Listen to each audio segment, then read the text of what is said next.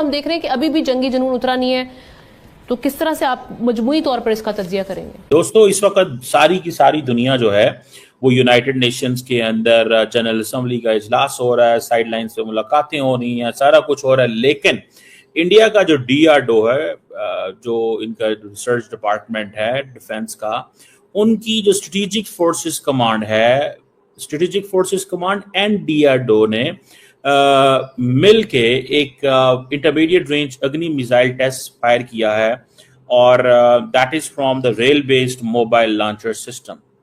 ये इंपॉर्टेंट चीज है। अग्नि मिसाइल का लॉन्च एक ट्रेन से। आज से पहले दुनिया में बस 4 देश हुआ करते थे जिनके पास ये टेक्नोलॉजी थी, जिनके पास ये कैपेबिलिटी थी।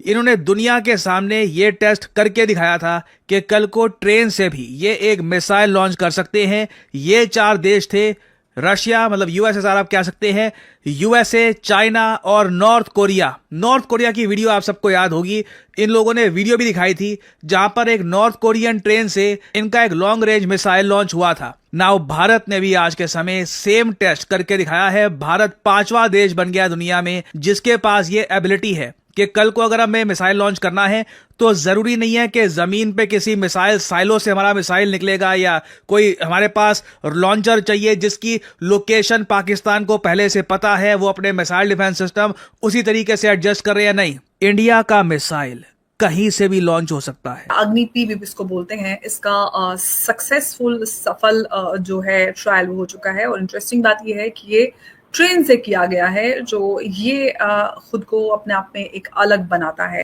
रेल बेस, या ये आप देख रहे हैं, ये रेल गाड़ी खड़ी है जस्ट बिफोर इट गोज, या आप देखें रेलवे खड़ी है और ये रेल बेस है, ठीक है। तो इन्होंने किसी जगह पे भी रेल के ऊपर से भी कर सकते हैं। अब आप इमेजिन कर लें, ये इंडिया की कैपेबिलिटी है कि वो रेल के ऊपर से भी चला सकते हैं, जरूरी नहीं कि दाएं बाएं से। इट मींस कि पाकिस्तान को इन केस इंडिया पे हमला करना है तो इंडिया का रेलवे ट्रैक भी इज नो पाकिस्तान के डिफेंस सिस्टम को देखना है। कल को अगर हमें पाकिस्तान को सरप्राइज करना है, जस्ट इमेजिन दैट। भारत के रेलवे ट्रैक्स आप जानते हैं कनेक्ट करते हैं राजस्थान, दिल्ली, हरियाणा, महाराष्ट्र, गुजरात, सभी स्टेट्स को कनेक्ट करते हैं। कल को कहीं से भी किसी भी ट्रेन से पाकिस्तान एंटिसिपेट भी नहीं कर पाएगा। ना सिर्फ पाकिस्तान, ऑफ कोर्स ये किसी भी कंट्री के लिए है जो कल को भारत को हर्ट करना चाहता है, भारत को हार्म पहुंचाना चाहता है।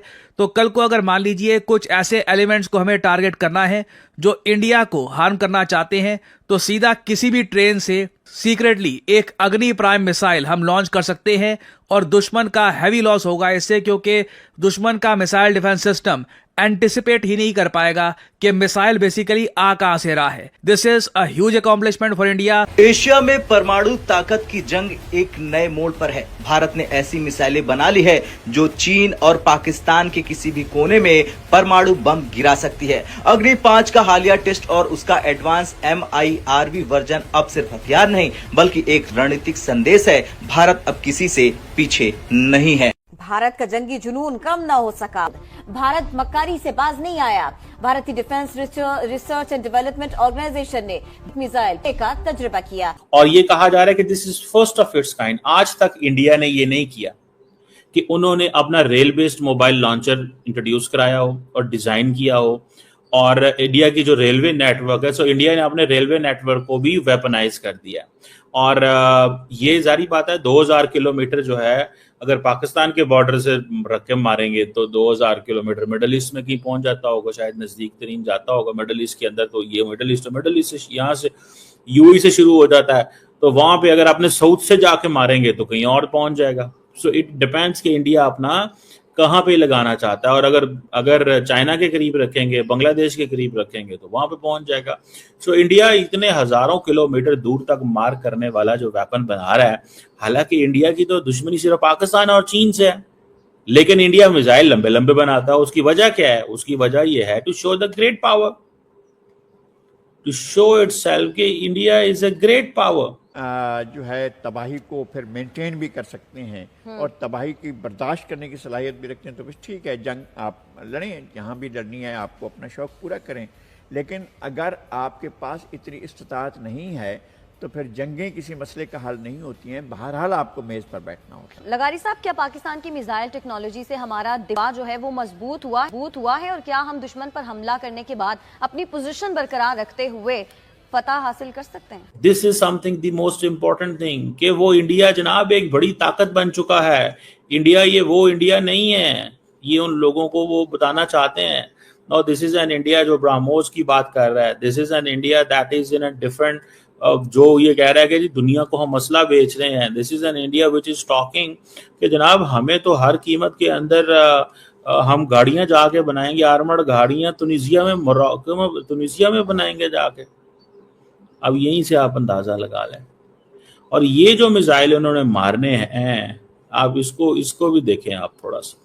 ये जो मिसाइल उन्होंने मारने हैं, इनकी भी और कई किस्म के मिसाइल हैं इनके पास लॉन्ग रेंज। दोस्तों जय हिंद, आपसे एक रिक्वेस्ट है, अभी तक वीडियो को लाइक नहीं किया तो लाइक करते हैं, चैनल को सब्सक्राइब जरूर। चलते हैं वीडियो की। भारत, चीन और पाकिस्तान ये तीनों पड़ोसी देश दुनिया के सबसे खतरनाक परमाणु शस्त्रागार में गिने जाते हैं। चीन के पास लगभग 600 परमाणु वॉरहेड है सिप्री की रिपोर्ट के अनुसार, और पाकिस्तान के पास 170 है, और भारत ने हाल ही में अपनी संख्या बढ़ाकर 180 वॉरहेड की कर दी है। तीनों के पास लंबी दूरी की मिसाइलें हैं, लेकिन फर्क यह है कि भारत और चीन के पास जमीन और हवा और समुद्र तीनों रास्तों से परमाणु हथियार दागने की क्षमता है, जबकि पाकिस्तान के पास अभी भी समुद्र आधारित लॉन्च की सुविधा नहीं है। लेकिन भारत भी साफ कह चुका है कि उसका प्रतिरोध सिर्फ पाकिस्तान तक सीमित नहीं रहेगा। बीजिंग का हर शहर अब भारत की रेंज में है। अग्नि प्राइम का टेस्ट किया गया है 24 तारीख, आज सुबह मतलब कल शाम को किया गया है, 24 तारीख सितंबर 2025 को। अग्नि प्राइम एक बहुत ही इंपॉर्टेंट मिसाइल है। आप सबको पता है कि अग्नि पी बोलते हैं इसको। It is got a range of about 2000 kilometres and first of a kind launch है बाय द वे इंडिया का from a rail based mobile launcher. ये एक ऐसा लॉन्चर है जो रेल नेटवर्क पे आप पे चल सकता है ना। इसमें सबसे बड़ा सवाल आएगा कि साहब अगर रेल नेटवर्क पे चल, लेकिन इसको थोड़ा समझने पहले, ठीक है जी, ये जो इन्होंने किया रेलवे नेटवर्क से किया है, इससे मोबाइल लॉन्चर है। दूसरा बात ये है कि इंडिपेंडेंटली लॉन्च किया गया है। इसकी कैपेबिलिटी फीचर्स ये है कि state of the art communication system protection mechanism means के ये इसकी शायद इन रास्ते के अंदर इसकी डायरेक्शन भी चेंज की जा सकती है, क्योंकि कम्युनिकेशन सिस्टम और ये चीजें हैं, तो वो India is in this game. अगर जो बहुत बड़ी खबर है उसके ऊपर तो आए हारून साहब। देखिए ना, तारीख बदल रही है, उसका एक मदर आज सामने आया। देखिए वो कौन कौन से मिसाइल थे पहले? बैलिस्टिक था, बैलिस्टिक मिसाइल था, और सुपर भी था हारून साहब। सुपरसोनिक पे पहले था, अब हाइपर। अरे वो एटमी मवाद जो है ना, वो बैलिस्टिक मिसाइल लेगा। इसमें हाइपरसोनिक में फर्क ये है कि बैलिस्टिक मिसाइल एक कॉस बनाता है, यहाँ से चला यूं ऊपर जाएगा, यूं एक कॉस बनाता हुआ जाता है। ये जो है ये उस तरह को, ये उतना ऊपर नहीं जाता। हाइपरसोनिक की बात कर रहे हैं। हाँ, और आवाज की रफ्तार से 5 गुना ज्यादा रफ्तार है। अच्छा, उस पर तो अमेरिकियों ने काम किया, उसको रोक सकते हैं, क्रूज और बैलिस्टिक मिसाइल को, लेकिन इसके बारे में हम नहीं जानते कि इसको रोक सकते हैं या नहीं रोक सकते।